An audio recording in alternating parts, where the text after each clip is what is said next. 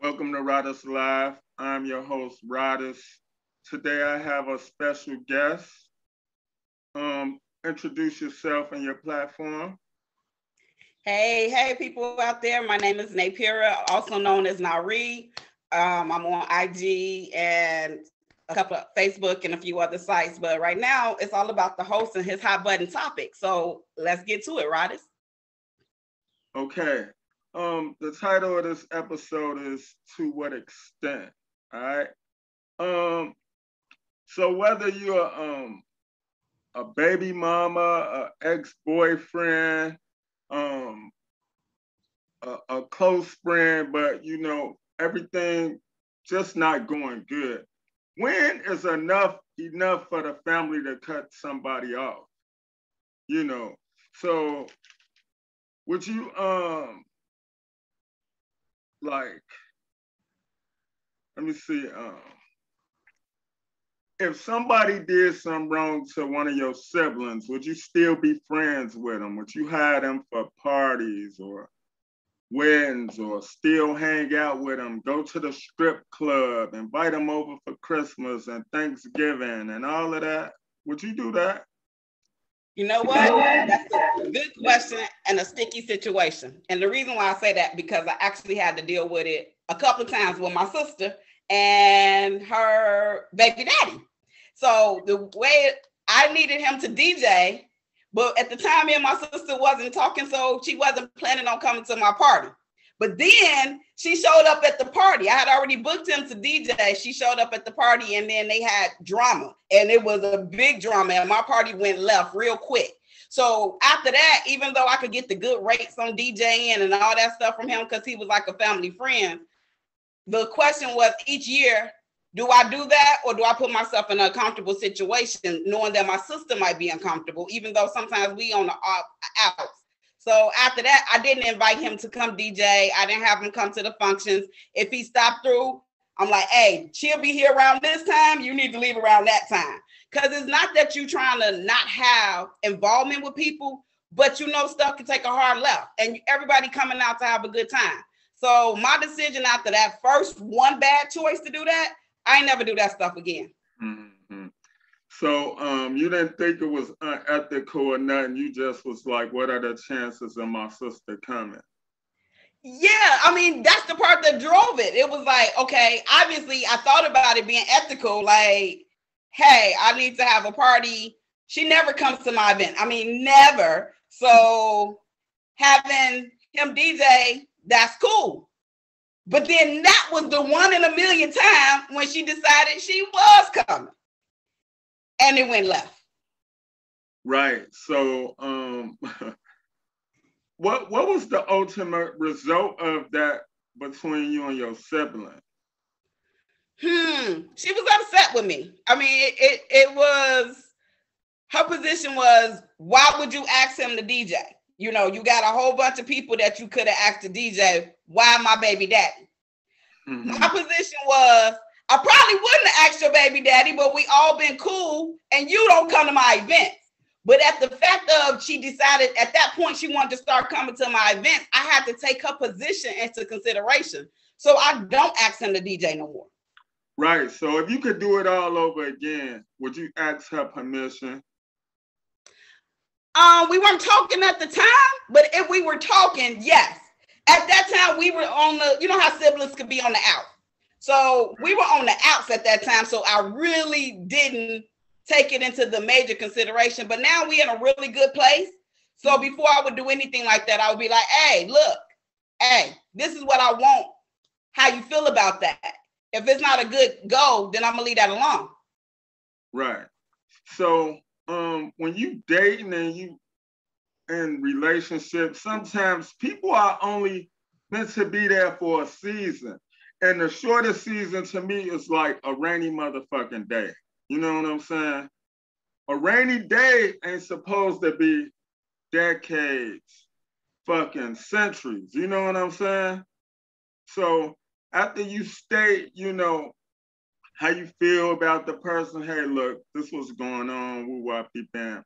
Based on the dynamics of y'all past situation or anything that happened or went down, I think a general message is good because, you don't want everybody to know your business because some things are embarrassing. You know what I mean? Absolutely. So after you move on, like, should it be some questions like, where's your husband?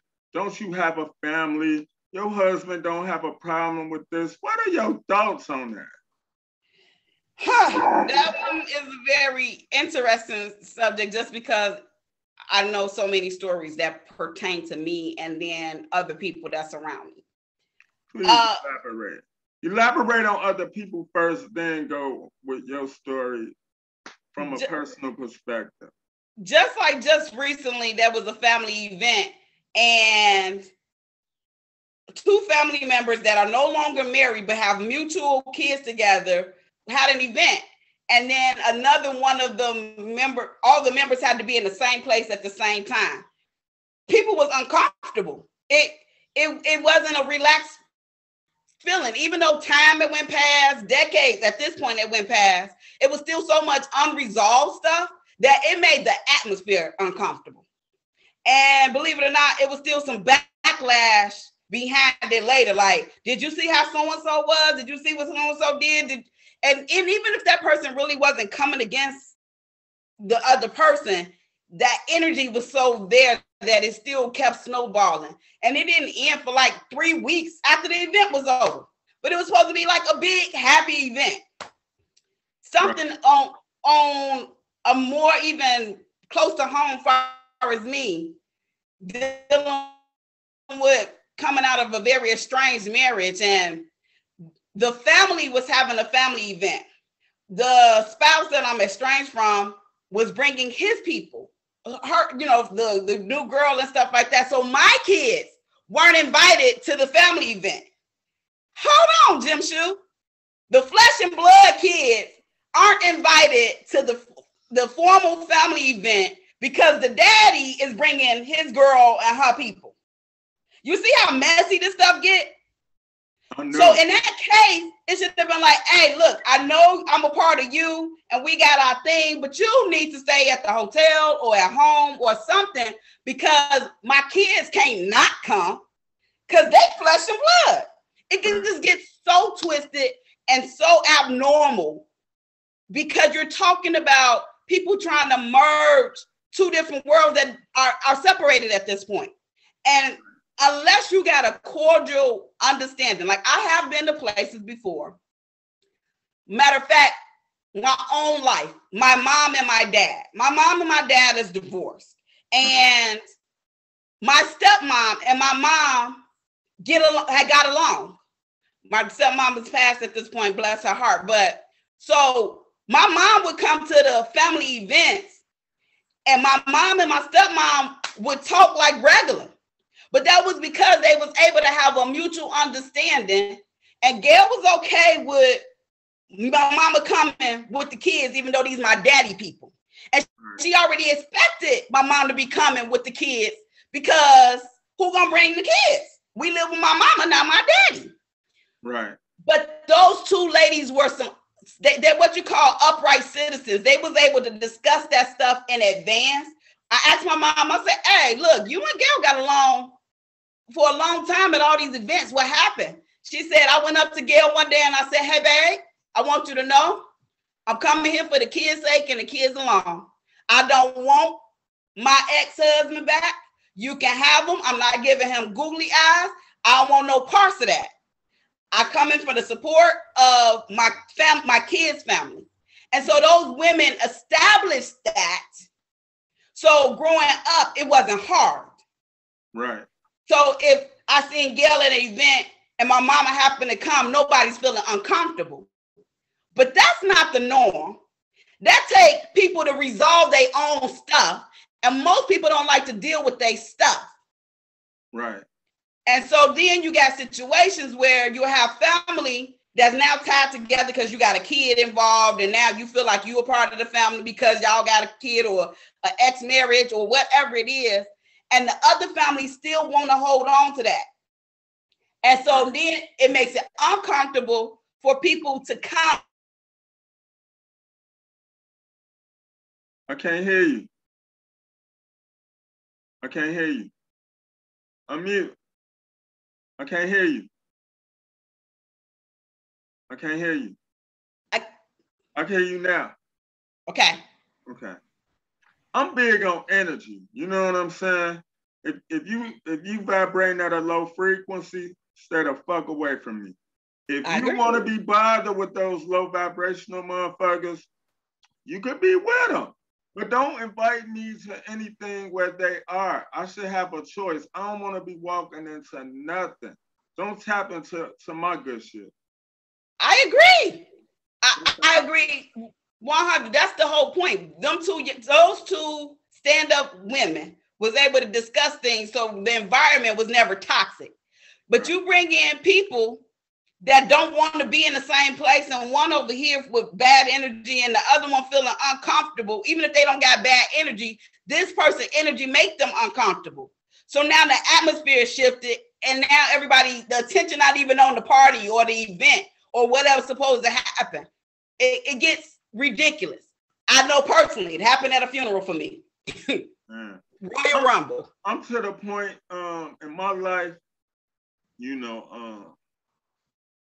I'm not thinking about nobody else. It's about what's good for me. You know what I'm saying?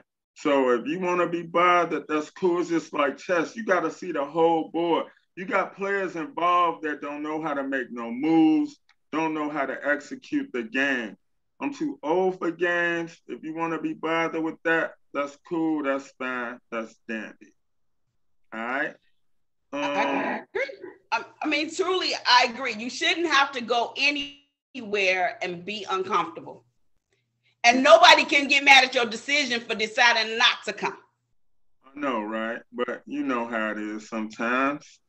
You can't win, child. Speaking of winning. You can't get out of the game. Get out of the game. But speaking of winning, welcome home, Bill Cosby. Salute. Yes, sir. Salute. Here on Riders Live, we don't condone any rape. We don't condone any pedophilia or nothing of that nature. But considering that the courts in Philadelphia reversed their decision about Bill Cosby, hey, welcome home, Bill. I never thought he did the shit anyway. If they could pay one person, they could pay 70 people. I think that, it's all bigger than that. I think it's about, destroying a man's legacy. You understand? I agree. He did so much. He started doing his stand-up like in 1965. He was highly promoted and revered, won an Emmy, all of that. You know what I mean? And then the content that he put out on TV, like The Cosby Show, Fat Albert, all of that was good. So I think that, it was another agenda, since I feel like they've been wiping out the legacies of Black people. Prince, Michael Jackson, Bill Cosby, and many others. Bill Cosby, he wanted to buy NBC for those people who didn't know. You know what I mean? Him, Oprah, and Michael Jordan, they was initially supposed to buy NBC.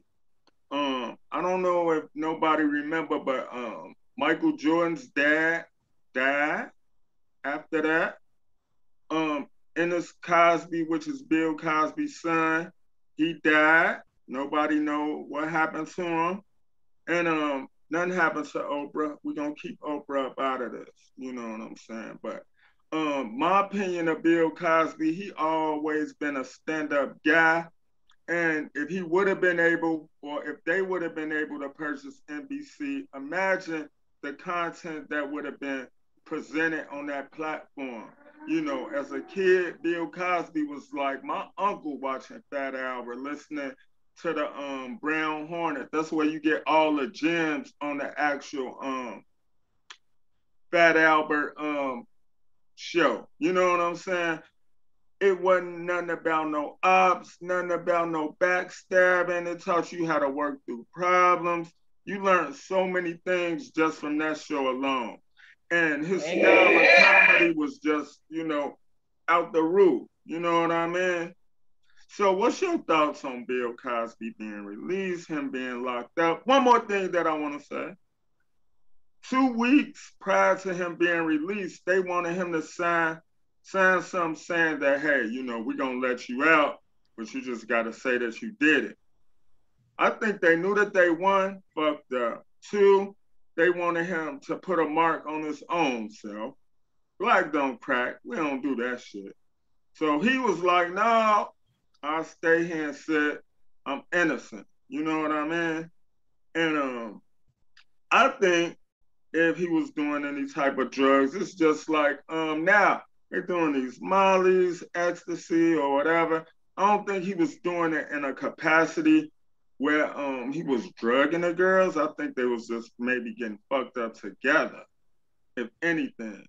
Cause this generation got some of the biggest drug addicts it is. You smoking, you drinking, you got pills. This is all you hearing. But back to the question, what are your thoughts on Bill Cosby being released? And do you think he did it? You know what? I'm actually elated. I don't really care what nobody say, and I don't know what side I'm supposed to be on. I'm gonna be on the side of righteousness. Because here's the thing.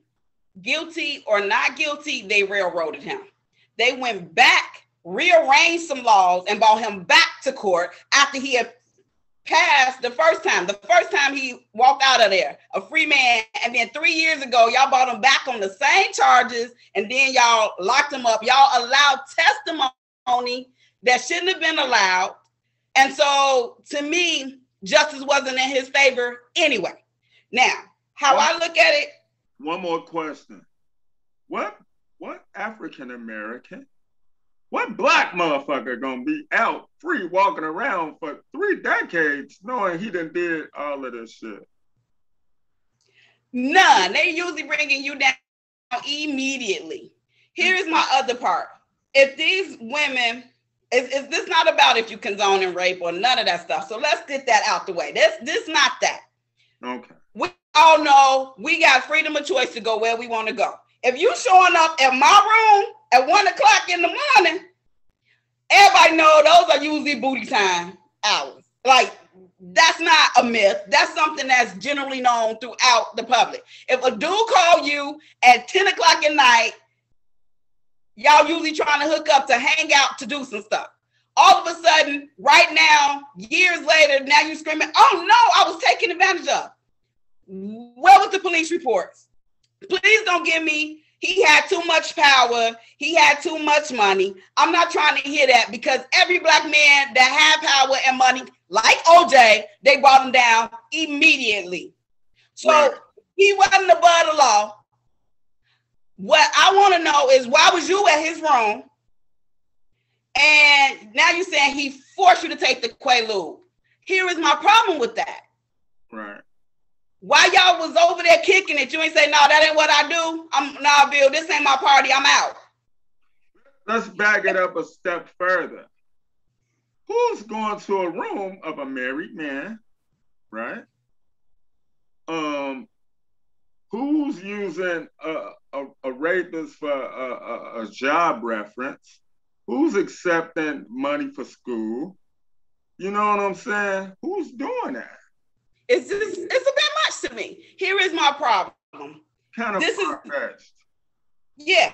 The first time it was overturned, it didn't stand. Then the second time it stood, and he was like, I'm claiming my innocence. And then the third time it was overturned again. But the damage is done. They didn't mess with his money. They didn't mess with his reputation. They didn't cancel shows. But you know what? He can't be tried for it again. So they gotta correct the shit. But they just fucked up his whole character. You know what I'm saying? Character assassination, absolutely. And like with society, everybody is so quick to follow and believe anything that somebody say. One thing that I like about these podcasts is you can actually hear from our perspective, and you can actually find out what the fuck really going on. You know what I mean? And how some of the people really feel. And then again, this is not dissing people who've been injured. This is not having sympathy for it. I know the story too well. So you're not going to hear me say that. But what I am going to say is, if we're talking about justice and we're talking about following justice to the letter of the law, justice wasn't served in this case. And so for him to be out now and be redeemed, that's justice. With all that stuff that we just went through, that wasn't. If Your sound. Go ahead. I can't hear you. I can't hear you. Talk. I can hear you now. Go ahead. Okay, I'm back. So that's my biggest thing. Like, I've been watching it on Twitter. I've been watching everybody get in the uproar. I've been watching how people feel. I've been watching the Black community be divided. But let's get past how you feel. Let's get past your feelings. Let's only deal with justice. Do you know how many innocent men are still locked up because justice railroaded them? Yeah. Do you know how many people that should be locked up that ain't, because justice, quote unquote, worked in their favor and you know they was guilty? In this case, we don't know. In this case, it was definitely. You pause.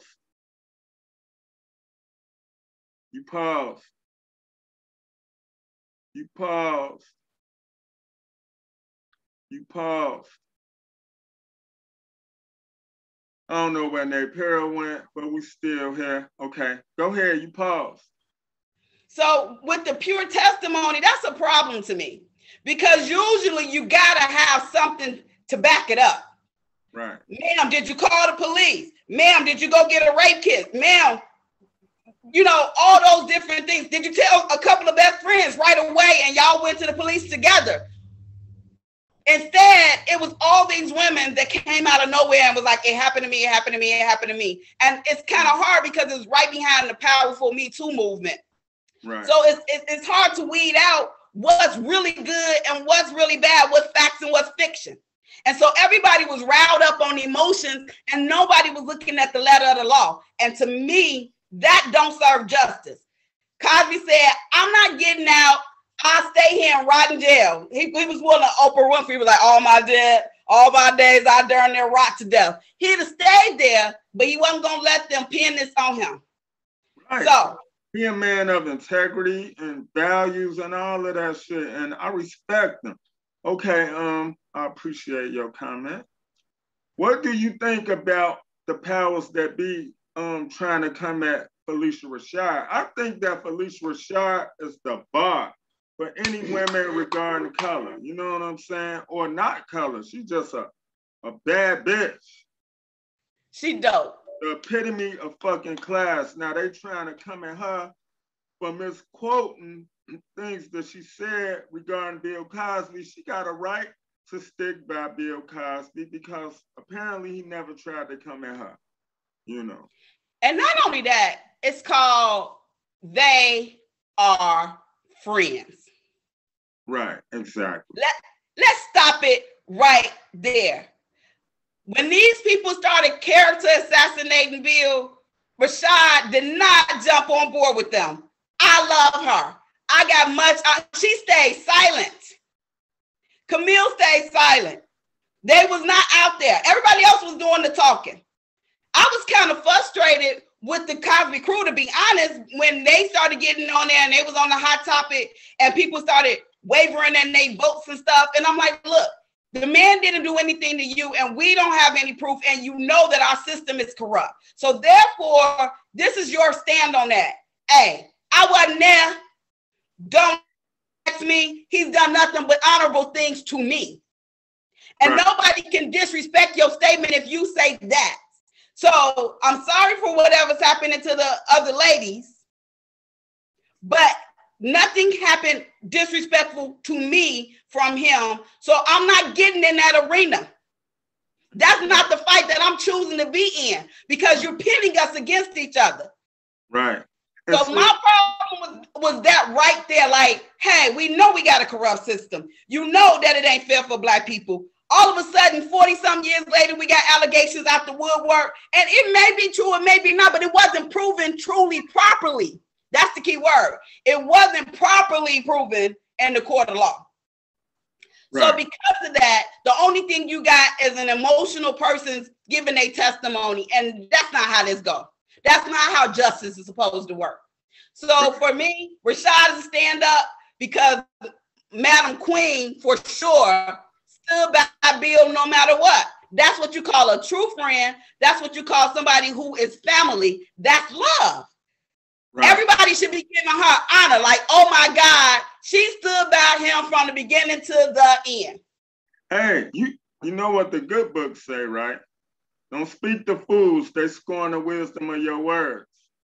So come on now. If a motherfucker don't know what's going on, hey, I told you what it is. Fuck it. Believe what you want to believe. So now he free. But what he say, cast not your pearls amongst swine. You just don't do it. But you know what? One thing, since we on this cancel culture shit, you know what I'm saying? I got some bright ideas. I got some things on my mind, boss.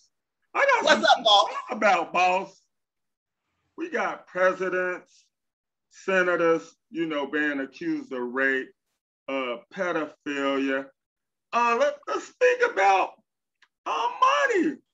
The forefathers, Washington, Jackson. Let's go back and think about all the owners of slaves that raped Black women over centuries, wedded kids with them over centuries, over 400 years. You understand what I'm saying? We need to go back and start canceling some shit about that. Well, we know for a fact now it's proven Jefferson got how many Black kids? I mean, you know. Right. My thing is, if you want to dig up shit and be an archaeologist, it's shit to dig up. It's shit to look for. But we don't want to do that because, you know, these people might be looked at in a different light. I don't understand why we even want to compare to them in some capacity. I judge every person as an individual, but I'm just speaking on the forefathers, Washington, Jackson, all these people who own slave camps, all these people who had slaves. We need to go back, research all of them, you know, make them pay for all of the kids that they had out of wedlock. Make them pay for all of the sisters that they raped. Make them pay to all of the families down from generations. What do you think about that? Yeah, here's the key that you just said. While we tarnishing legacies and we talking about the Me Too moment, our grandmamas, our great aunties, our cousins, and all them probably all a part of it, it would make the whole books, that's history books, be wiped out. You'd have to just scratch them all out. They'd be tarnished. They wouldn't exist. I'm cool with that. I'm cool with it too, but I'm saying if we want to talk about for real exposure.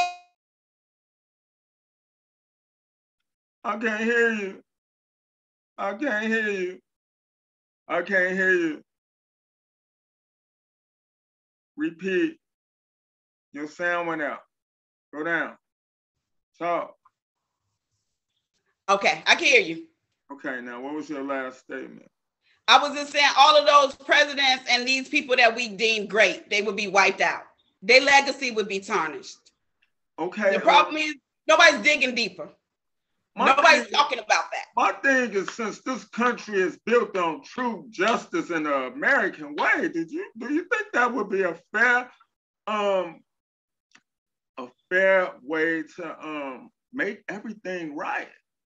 If Washington, Jackson, and slave owners and them paying for all of their kids over time, we got DNA, we got all the technology. Do you think that would be a just way to find out and bring some of these wrongs righted? Since we canceling shit. Listen, that would be the best cancel culture ever, because it would actually reset us. Because, you know, when you build in truth on lies, you'll never get to the truth. Never. Because it's always just now a watered down lie. Every time you make a next step.